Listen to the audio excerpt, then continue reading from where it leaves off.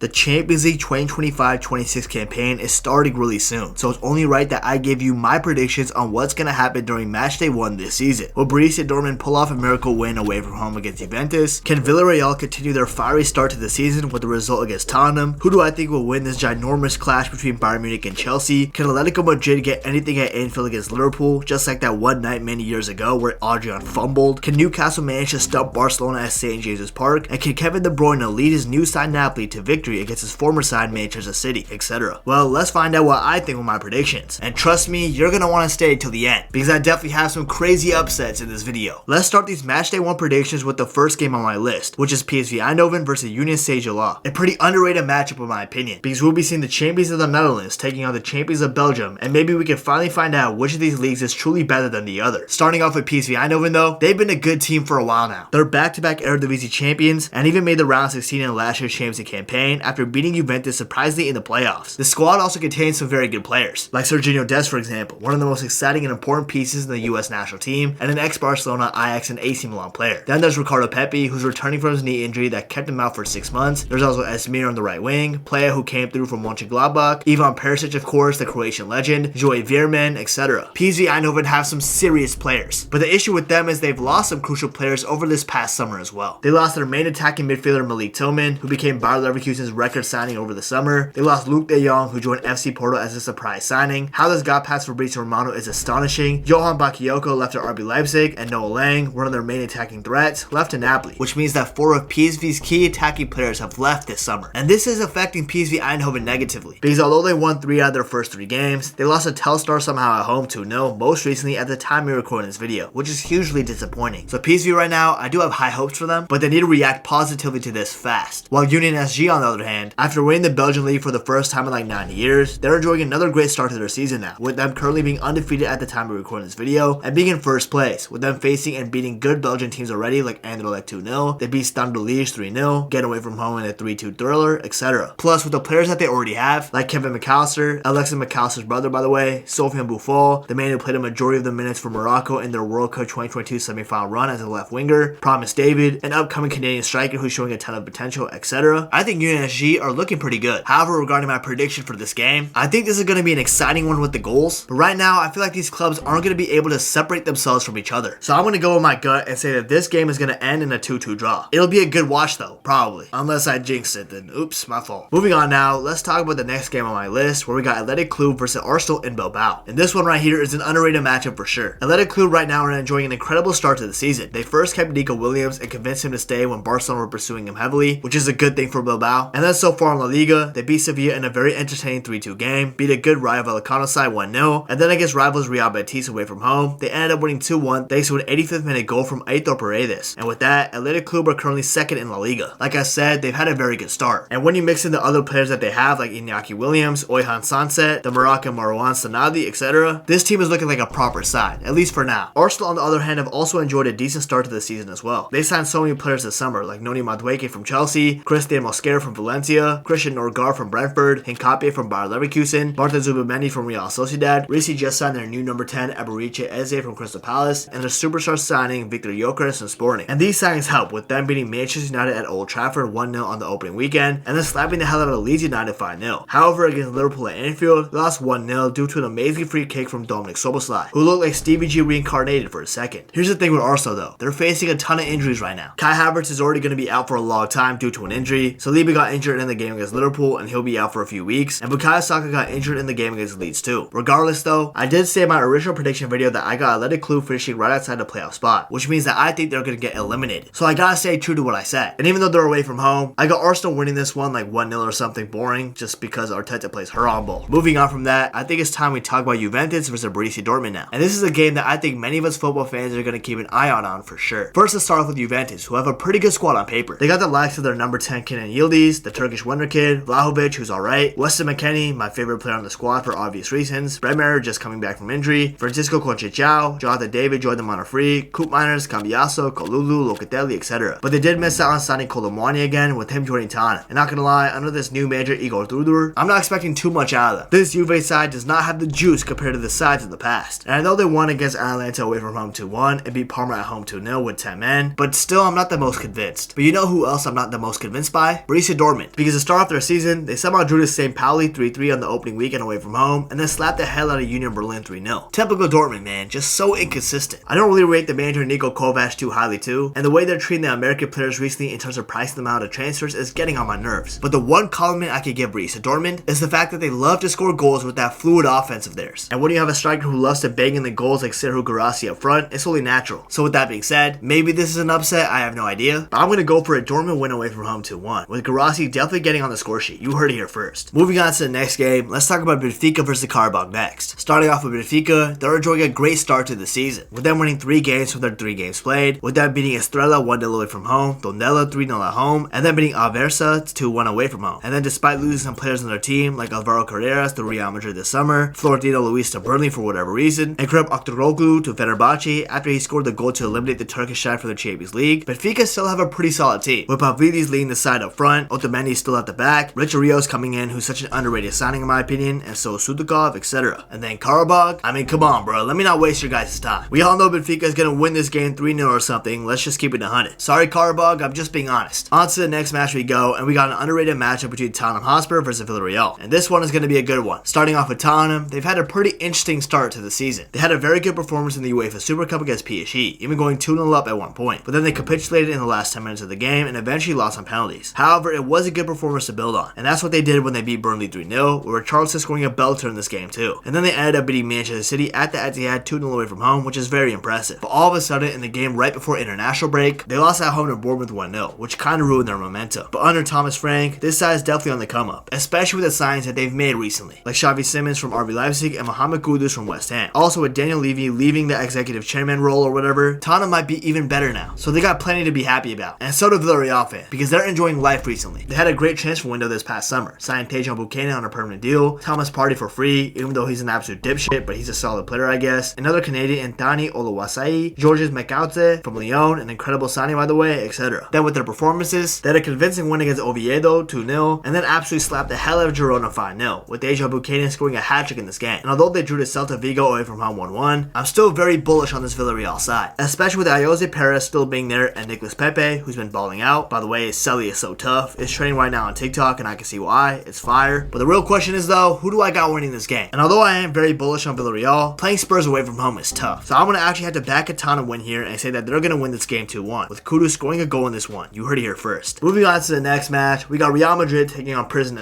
Marseille at the Santiago Bernabeu. This might also be a good game. Not gonna lie, we got some banger matches on matchday 1. Anyways, beginning with Real Madrid, they've had a good start to their season. On top of signing some good quality players like Trent Alexander-Arnold, Carreras as I mentioned already, Dean Huijsen, etc. They ended up beating Osasuna 1-0, beat the recently promoted side Oviedo away from home 3-0, and then ended up beating Mallorca most recently at the time of recording this video 2-1. It seems like Xabi Alonso is finally getting this Madrid side to play the way he wants to, and Kylian Mbappe of course is leading the line with his incredible performances, and it even seems like Vinicius is finally getting back to his groove again. Basically, everybody's cooking except Rodrigo, who's struggling to get minutes. I don't know why he's so obsessed with being Madrid's water boy. Just leave and find a new club, little bro. And no, also Endrick too. I forgot he existed for a second. While Marseille, on the other hand, their start to the season has been pretty entertaining to say the least. They brought in some good players like Igor Paschal from Feyenoord, Angel Gomez, CJ Egan-Riley, brought back Aubameyang, signed my boy Timothy Weah, etc. But their performances so far in the season have been pretty mediocre, because despite beating Paris FC 5-2, no not PSG, the other Paris side now in League 1, they lost to 10-man Rennes in the last minute away from home 1-0 on opening weekend, and most recently lost to rivals Olympique Lyon, who had an exodus of players this past summer too, 1-0. Also, after that loss against Rennes, in the locker room, Rowe, who just got signed permanently, and Rabiot got into a heated fistfight, and this ended with both of them being sold. Rowe got sold to Bologna, and Rabiot got sold to AC Milan, and they're set to face each other right after the international break. That is crazy. But with De Zerbi leading Marseille on the sidelines, and talisman Mason Greenwood, who's talented despite being an absolute piece of shit, Marseille has a chance against the other teams, not Real Madrid. So yeah, I got Madrid winning this game 3-1 or something along those lines. This feels pretty obvious, I'm not gonna cap. I hope Mbappe bags a hat-trick or something. Let's now move on to what seems like a very heated matchup, Olympiacos versus Pafos, a Greek-Cyprus rivalry game. This one is gonna be absolute cinema. Here's the thing though, shout out to Pafos, I like the story of making it to the Champions League, but the truth of the matter is, they're not gonna do anything meaningful in the Champions League. They're basically here for the vibes, while Olympiacos is on a mission to try and qualify to at least the playoffs. And also, Olympiacos is just a greater team on paper and on the pitch, if we're just keeping it real, bro. So with that being said, I got Olympiacos winning this game 2-0 or 3-0 or something like that. This one is gonna be a cakewalk, and I definitely see the Moroccan El Khabi getting on the score sheet in this one. Moving on to the following match, we got Slavia Praha versus Bodo Glimt. Now both of these sides were ranked pretty low in my original prediction video predicting the entire League league phase. So this match isn't particularly something that I'm going to keep my eye out on. What I will say though is that Bodo Glimt in recent years have been making some waves in the football world. They made the Europa League semifinals last season, and they even beat Mourinho's Roma a few years back. However, away from home, they're not the best, while Slavia Praha in general aren't a great team, but at home, they're alright. Their fans can be intimidating at times. So in a mix of all of this, I'm going to actually predict a 1-1 draw in this game. I'm not really expecting too much out of this tie, I'm not going to lie. Now for some mid-ties to an absolute ginormous clash, I think it's time we talk about Bayern Munich versus Chelsea. And oh boy, I cannot wait for this one. But before we talk about it, please remember to subscribe to the channel. I really appreciate it and it means a lot, so thank you. And also if you guys can, follow my Twitter and my Instagram, Bodo, if you just want to hear my thoughts on the football games, transfers, and overall just to get to know me more. And also make sure to join the Discord server, link in the description, and also follow me on Twitch. Live streams may be coming soon. So if you want to, feel free to follow my socials, like the video, and subscribe to the channel. Thank you. Now back to the game, starting off with Bayern Munich. I mean, they're definitely the best team in Germany. That's not even up for discussion, especially when they got top players such as Harry Kane up top, Michael Olise, who I'm expecting to have a world-class season, and new signings to help out, like Luis Diaz from Liverpool and Colombia, and Nicolas Jackson, the next greatest striker in the world. Nicolas Jackson. Okay, let's be serious, not Jackson. But everybody else is pretty top quality. Not only that, Bayern Munich are enjoying a great start to the campaign. They won the DFL Super Cup against Stuttgart 2-1. They absolutely slapped the hell out of RB Leipzig 6-0, and then ended up beating FC Augsburg 3-2 away from home. So Bayern are looking quite good under Vincent Kompany. Here's the thing, a lot of pundits and football fans are saying that Chelsea seem to be more suited for knockout style competitions like the Champions League, and I seem to agree with them. Their style under Enzo Maresca seems more suited to that way, and especially with the players that they got, like Cole Palmer, who's probably missing the game against Bayern Munich due to injury, but my point stands. Then there's Moises Caicedo, Enzo Fernandez, João Pedro, Jamie Barrow-Giddens, Reece James when he's fit, etc. Chelsea seem to be building a great and young team, and I feel like they're about to cook in the Champions League. They've had a pretty good start to the season too. Although they drew the first game 0-0 under Crystal Palace, they absolutely destroyed West Ham away from home 5-1, and then beat Fulham rather controversially at home 2-0.